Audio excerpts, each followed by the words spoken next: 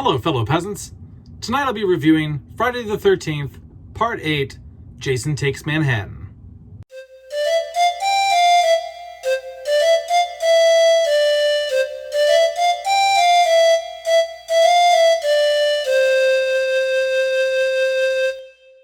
Okay guys, so I just got done watching Friday the 13th, Part 8, Jason Takes Manhattan. This came out in 1989. What's it about? Basically, Jason is once again revived. He's brought back from the dead. And he jumps on this cruise ship with these high school graduates, kills a bunch of people on the boat. They get to New York. He kills a bunch of people there.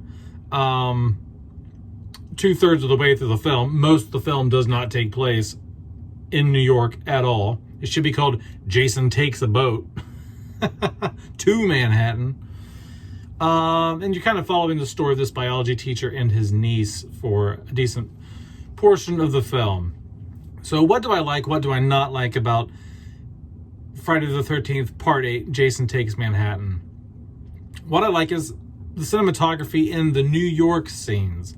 Everything else is pretty much dog shit. But I do like the blocking. I like the framing and everything that's done in the New York scenes. Even the opening credits with the shots of the Twin Towers in the background and the manholes and rats crawling out of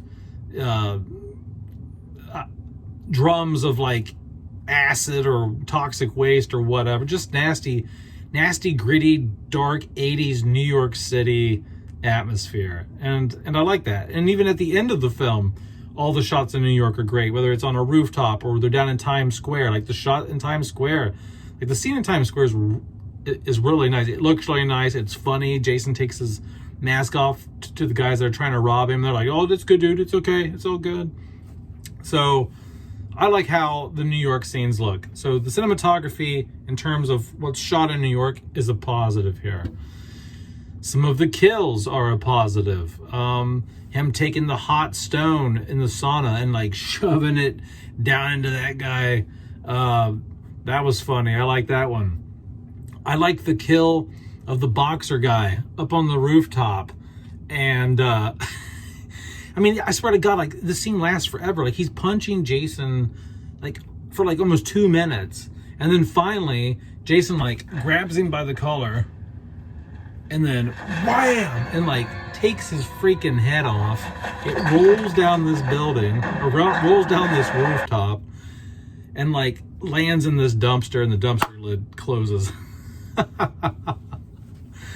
It's a funny ass scene. It's one of my favorite Friday the 13th kills.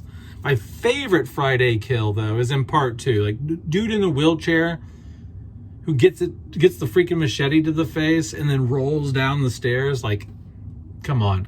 That's probably like the best slasher kill of all time, in my opinion. Like that is a great fucking kill scene. So I like the cinematography in New York. I like 2 of the kills. Is there anything else that I like? I mean, Jason is decent in this. He is, even though the kills do feel watered down. These aren't very gritty kills in this film at all, really. Even more watered down than Part 7. What am I? But yeah, I'm trying to think here, because even though the kills are whack, other than like a couple of them, Jason does look cool. He's kind of slimy and like, you know, and he's still menacing. He's hardcore. Like when he busts into that diner in Manhattan, he's just like, bam! He just like comes through the wall. So once again, Jason is a formidable force. I mean, he's just like a wrecking ball in this movie, and the look of Jason is cool. So Jason looks cool. His mannerisms, his whole demeanor, his body movements, all of that, very aggressive. So that's another positive. So that's my positives. The cinematography in New York. 2 of the kills are great. And Jason looks great, and he is brutal in his aggressive mannerisms. What do I not like? Let me think. Oh, yeah. The fact it doesn't get to New York until the last, like, 20 minutes of the film, if that. What the fuck is this? And then, Camp Crystal Lake is tied to the Atlantic Ocean all of a sudden? Like,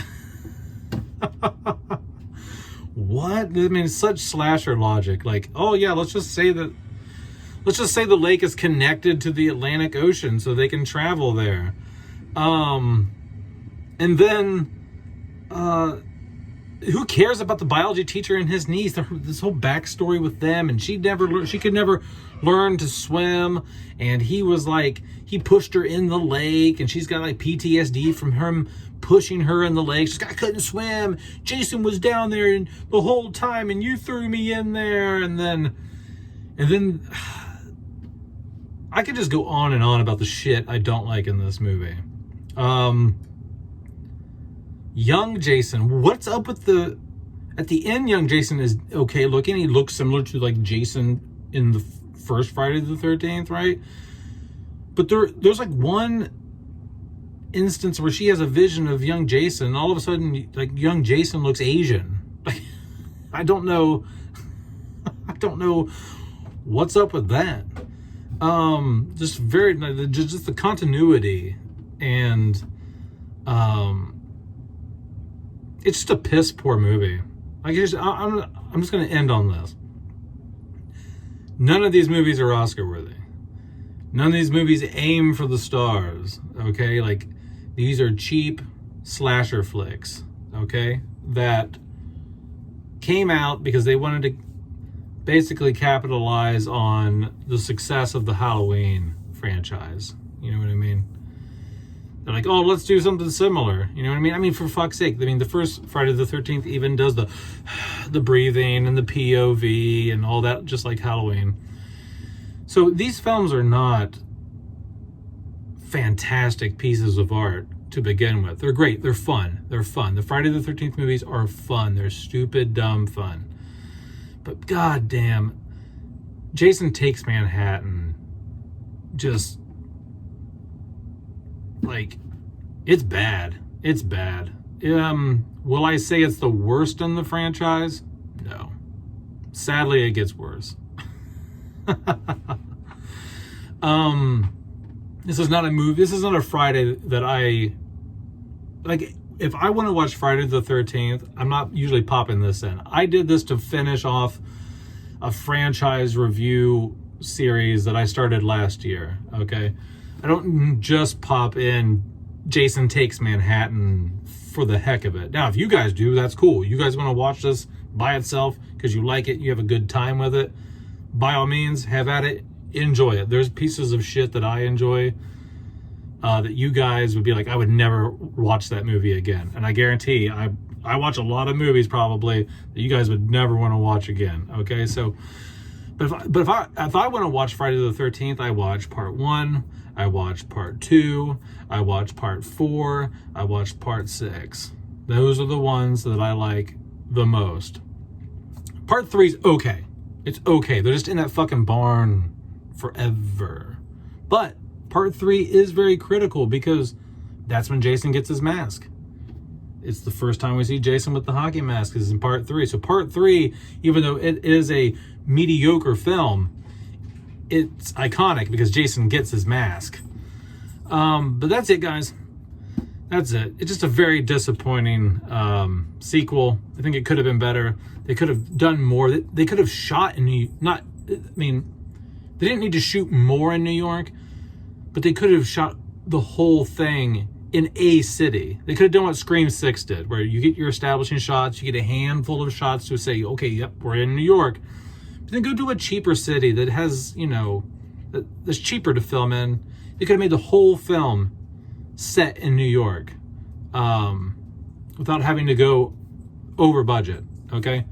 But they didn't. They had him ride a boat the whole time. Anyway, let me know down in the comments below what you think about Friday the 13th, Part 8, Jason Takes Manhattan. Have a good one, peasants. Peace out. Bye-bye.